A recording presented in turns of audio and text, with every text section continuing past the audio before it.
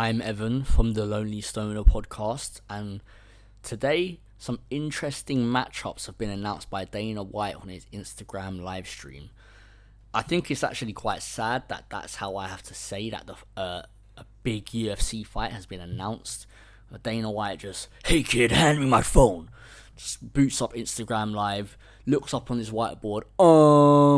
Yeah, this kid's badass, dude. Yeah, so we got Peyton Talbot versus Henry Cejudo, two-weight world champion. Like, this guy, what is this? What's supposed to gas me up? You just announcing it on a live stream, just saying this kid's badass. Like, your shiny fucking bald head just gleaming down, blinding me while I'm trying to hear what matchups are being made. I mean, really. But I will start with that Henry Cejudo versus Peyton Talbot. What are we doing here? I probably should have left this till last because this is the most egregious one, but really? I thought Peyton Talbot already got fraud checks. I mean, I know he won since then, and it wasn't really that good of a win. Like, I can't even remember who it was against. It wasn't even like a ranked opponent. It was just some any guy, and he lost to Raoni Barcelos, who's not getting these sort of matchups. So it's just really disappointing me. I don't know if this is political from the UFC. I don't know if they're like trying to push some sort of I don't like the guy is gay in it. Like, let's be real about it. Let's have it right. The guy is gay. His boyfriend is Frank Ocean. So I don't know if this is some sort of equality. Look at us, we're not just some sport that's made for 40-year-old white men. Like, I don't know if that's the way they're trying to go with it or what. He beat Felipe Lima. Whoa, man. I mean, yeah. He beat Felipe Lima back in June, and now he's getting to fight a two-weight world champion, Olympic gold medalist, Henry Cejudo. So there you go. I'm picking Henry Cejudo. Easy W for Henry Cejudo. Easy W, man. The guy got out-grappled by Raoni Barcelos, and now he's fighting a guy who won a gold medal in wrestling. So if Cejudo is there to fight, it's a big if, because the way he looked against Song Yadong, like, he wasn't really there to fight. You can tell he had probably a couple rounds of cardio in him, and then he was like, nah.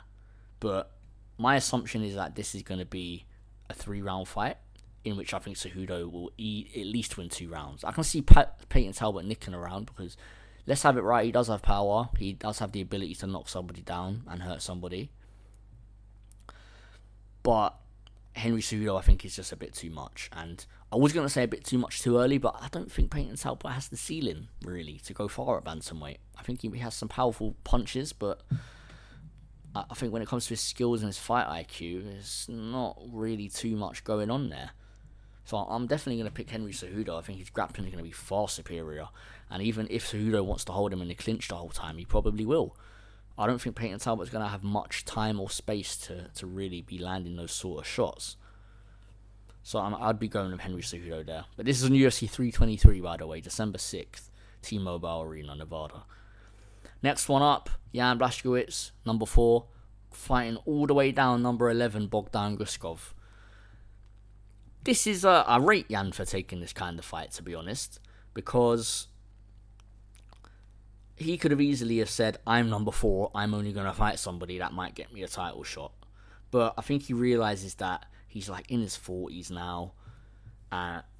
He needs to just fight, right? Especially with his last fight, it was an extremely close loss to Carlos Ulberg, and Ulberg has since fought and is potentially number 1 contender for the light heavyweight title. So I think Jan's kind of realised he needs to get a bit on with it.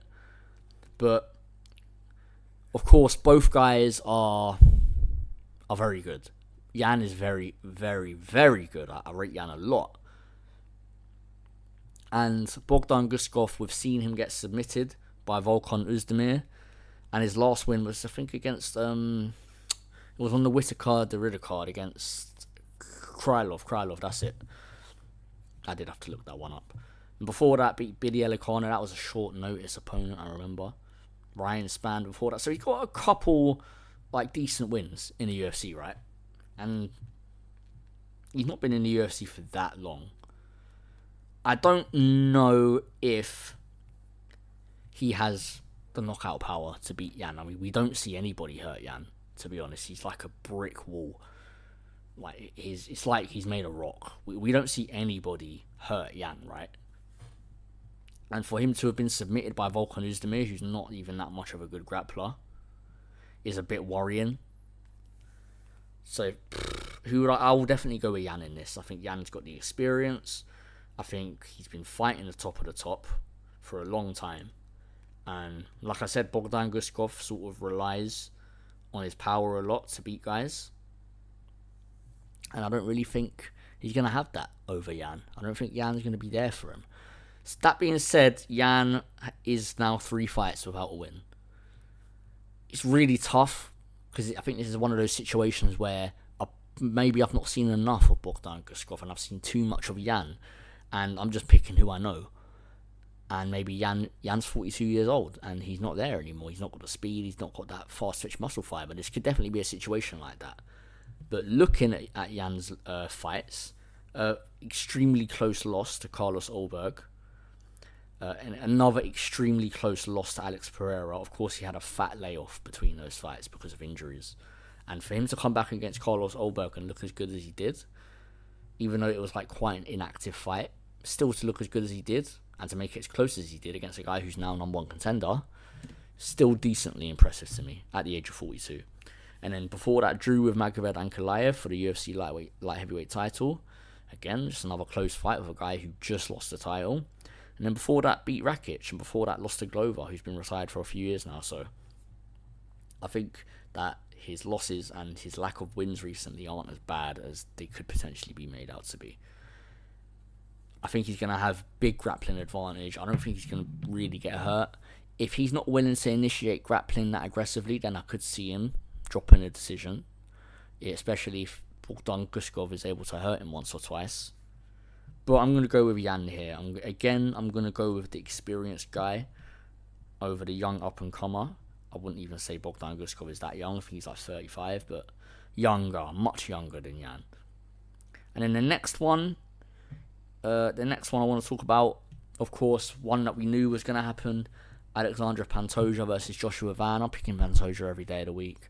Yan is a scrapper. He's got a very big heart. And in my opinion, Royval was probably one of the better matches he could have got in terms of potential #1 contender fight at flyweight. Because although he has decent grappling off his back, Joshua Van's not going to shoot any takedowns, and neither is Royval, and he's not really that type of grappler. So if you're initiating the grappling on Royval, that's when he's able to find some submissions. But it was a pure striking matchup, that fight, which of course Joshua Van won. It was a scrap. But essentially, if we look at what is Joshua Van's path to victory, it's knocking out Alexandre Pantoja. And Pantoja has probably the best chin at flyweight right now. I think this is going to be another easy victory from Pantoja. I think he's going to submit him in the first couple of rounds. I might even go for the first round. Van's been training MMA for apparently a few years, like 3-4 years he's been training MMA. Probably longer than that. I'm probably over-exaggerating it quite a bit, but he's not been training MMA for even that long, and he's fighting for now the UFC flyweight title. Pantoja's going to have the experience. He's going to have everything over Van. I think he'll even have the striking advantage. Van is just a scrapper who is very fast, very young, like 23 years old, which is why I don't really like this, because if you get to this point, you're now only maximum 2 fights away from a title shot, and you're fighting the top of the top every time. So for a guy who's 23, 24 years old, for now to be constantly fighting the top of the top, it's tough, right? It's tough unless he is just the genuine next generational flyweight. That being said, for this fight in particular, definitely going for a Pantoja victory. I think Van's going to be a very big underdog, as he should be, because Pantoja, him and Merab, probably my two pound for pound best fighters right now. Respect to Ilya, but these guys have defended their title so many times. I have to give them their respect. Not looking for money fights, not calling out just the big names that are going to excite them, fighting their #1 contenders over and over and over again. And speaking of Merab, he's been booked up against Petr Yan for a rematch. This is very, very interesting, because I am going to be put in a sticky situation here. Piotr Jan is one of my favourite fighters. I've been watching him for years. And his fighting style was probably my favourite in the UFC other than Alex Pereira. But Merab, you cannot pick against Merab. You cannot in any way find yourself justifying your pick against Merab. Anybody that justifies picking against Merab is essentially picking luck, right? Anyone who picks O'Malley was picking him to find a one-shot knockout. Anyone picking Corey Sandhagen was picking him to get a fly-in knee victory. Let's be real about it. Let's have it right. If you're picking against Merab, you're picking for somebody to find a one-time lucky moment against him. I don't think Piotr Jan can do that. I think Piotr Jan is a guy who builds into the fight, downloads data, is intelligent, defends, and I think, like I've said before in videos, he's almost a victim of the way MMA is. And that's going to sound really weird because you might look at me and go, isn't that just not being good enough? Yes and no, because I don't think anybody is truly better than Piotr Jan. I don't think Merab is a better fighter than Piotr Jan. I just think that he uses certain tactics to ensure victories.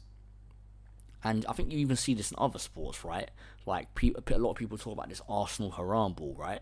They're not necessarily playing better football than other teams. However, they're getting more points because the game is the game at the end of the day. There's rules, you can use them, and that's what it is. I don't think Merab is necessarily a better fighter, but I just think if you allow a guy to constantly shoot takedown after takedown after takedown after takedown and give him points for it, then that's just the position we find ourselves in. So I'm going to be forced to pick Merab in this because I don't think, although Pereira's shown us rematches can go very different, I think they only really go different if one guy sort of has a lot of finishing potential.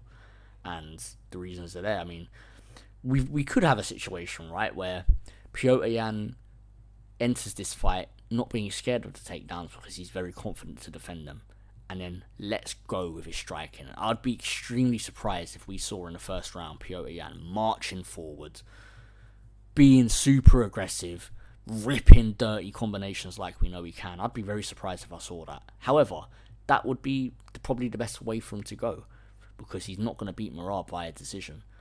Even if he defends every single takedown, the pure volume from Merab is going to make it so Piotr Jan has no windows for offense. If he's constantly defending takedowns, he has no time to throw any punches or any kicks. However, I think we've seen a little bit of a shift in Merab recently in the last couple of fights. He seems to be much more confident in his fight, in his striking. And we saw that against Corey Sandhagen as well. Nearly finished Corey on the feet. And even against a couple of times against O'Malley, mostly in the first fight, where he seems to be comfortable in the striking.